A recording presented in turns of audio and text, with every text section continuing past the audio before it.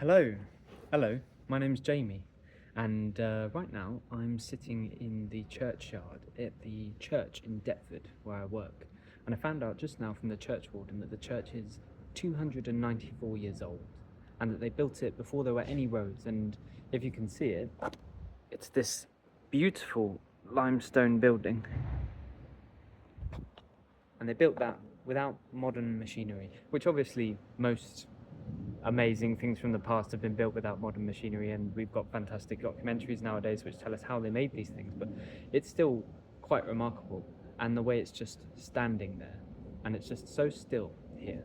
And I wanted to make a video today about sport, actually, about training, because I was an athlete in my life before. I was an acrobatic gymnast. Um, and I was reflecting this morning when I was in Greenwich Park. I'd just been doing running up and down the hills, and I used to do hill runs for my fitness when I was training.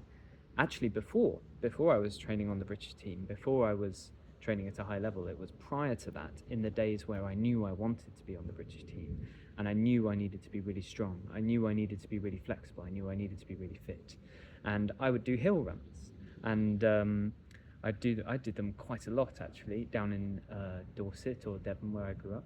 But this morning I was doing some hill runs, and afterwards I sat down after my hill runs and I was musing to myself. I was like, I know how to adapt and transform my body. I know how to bring about a transformation in my body. And I've seen it, I've witnessed it in my own life. I wasn't always a gymnast, even though I always liked flipping around and things, and I think that I always will flip around and jump around and stand on my hands. I wasn't always a competitive gymnast. I wasn't always a GB athlete, which I was for a little while. I am no longer.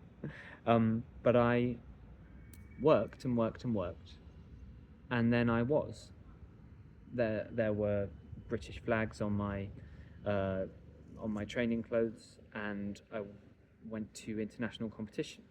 I was a GB athlete. Um, but now in my life, I'm doing different things. I'm coaching people. I'm building businesses, and I've been working recently with, oh, how do I do this? How do I do this? And I was reflecting this morning that I know how to adapt and change my body. I know how to see things change, see my body evolve.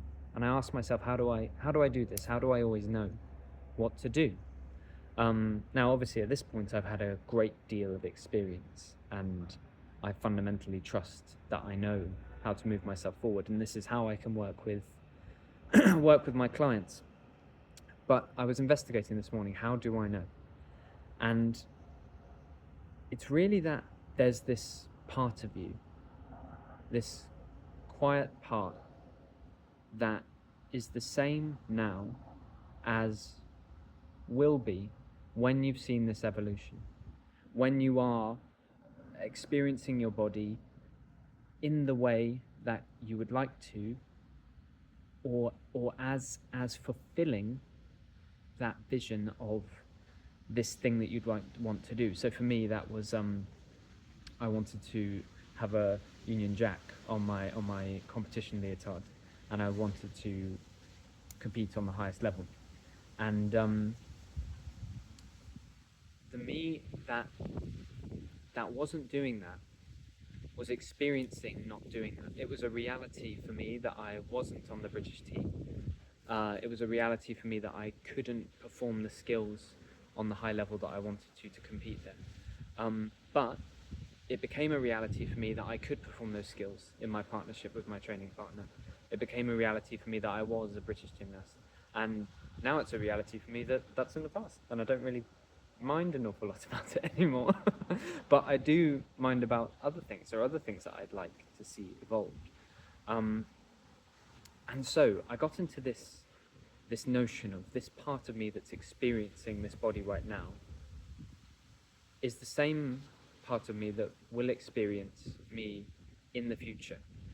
And when it comes to sport, it's really, really about, or sport and training, seeing evolution in your body, it's really about being able to look into that part, that quiet part, and say, what do I need to do today? What do I need to do right now that moves me in the direction of where I would like to see myself?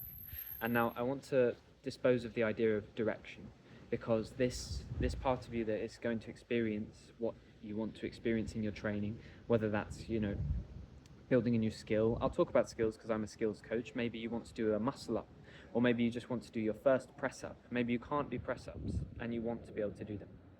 The part of you that's going to experience that is not somewhere else, and that's why I want to get rid of the idea of direction. You're not going to travel to find them, because it's here, it's you, it's this, you're going to experience it right now. And so let's talk more about an evolution. What do I need to do today in my training that will encourage this evolution, such that one day I experience myself as being able to do this thing that I really want to be able to do, these press ups, or these, that, so maybe a simple version is doing a press up, and then maybe a more extreme version is like for me when I wanted to go and compete on the British team, which took a long time. So it's really that knowing from within, or asking from within, what do I have to do today? Because that part of you that's experiencing this right now is also the part that's going to experience that then. So it's kind of like you've already done it, I think. I think when you really are committed to a developmental journey with training, it's like you're already there at the end, and so you know how you got there. Of course you know how you got there. How could you not? Because you did it. So you can just ask yourself, and we really know what we need right now to move us forwards in that direction. Now, that doesn't necessarily mean that you have a ton of technical knowledge about the thing that you want to do. Maybe you actually do need guidance, but that would be the thing in that instance. You'd look in within and you go, today the thing I need to do is send Coach Jamie an email and say I'd like to book my first session, because you don't know how to do press-ups, but I do. But then in the process of that journey, you would learn. And then in the future, you could experience yourself as the person who was teaching someone else how to do press-ups. But maybe you don't want to teach, but you'd be able to. And by working with me, you'd learn pretty quickly what I tell you to do. I was thinking this morning, watching the Olympics, that physical activity, though it's astounding and amazing, is actually so simple. And I was watching the synchronized diving, which is a spectacular sport, and it's amazing what they do with their bodies. But they were doing this dive, which was called, it was a triple somersault. It had it was a double somersault. 2.5, I think. Pike into full twist, where they have to fold into a pike position, which looks like, let me get my keys out, looks like that, but with both legs together, like this, yeah? And then they come out of that and they spin all the way around, and then they go into the water. And now you watch it, and it's completely unbelievable. They have such control of their body, such power. But it's actually simple. And you say, how do you do that? And in the simplest sense, you say, well, they jump up in the air, they grab a hold of their legs, and then they dive into the water. It's not complicated at all. And yet we know it's complicated. We know it's hard. Otherwise everyone would just be able to do it. So why can't everybody just do it? And that's what's really interesting with gymnastics in particular. And I'll talk a little bit about the technique and the technical stuff because it's interesting. So the reason that those somersaults flip round is because there are forces already acting upon the body. The body is in space and rotating.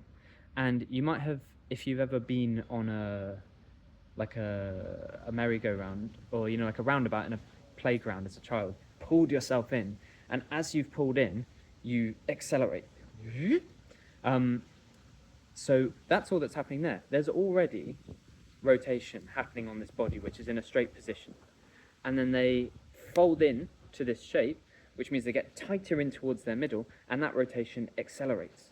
And the faster that you change between a long shape and a short shape, the quicker you speed up. So they go snap into position, whiz round, And then when they sense that it's time to come out, they go back to their straight position and they punch into the water. Now that sense part, that's the complicated thing, right? And also, why is it that when anyone jumps up in the air and folds in their legs, why don't they spin around? It's because they have initiated rotation. The diver has initiated rotation, and they're using their body in a way such that those forces continue to travel through their body, and there's a synergy. Every single part of their body is connected and knows where the other part is. And this comes into working within your core, which is at the absolute foundation of any work that I do with anyone when it comes to physicality. Bringing yourself into your middle, understanding your relationship in your body to the base of support, the ground. Now in diving, that's really complicated with the springboard because the base of support sort of moves around, jumping in the air, flying up, and then you've set yourself into flight. And that's actually why gymnastics is hard, because sending yourself into flight is a scary, scary thing to do. Once you've learned how to do it, it's exhilarating. But a simpler idea is like with walking. Can you draw yourself into your middle? Imagine just behind your belly button that there's a little yellow ball. Can you just press your abdomen back so that you could feel the front edge of that ball? Can you squeeze in at the sides and at the back? Can you sort of hold this little yellow ball with your abdominal muscles? And then can you move it around?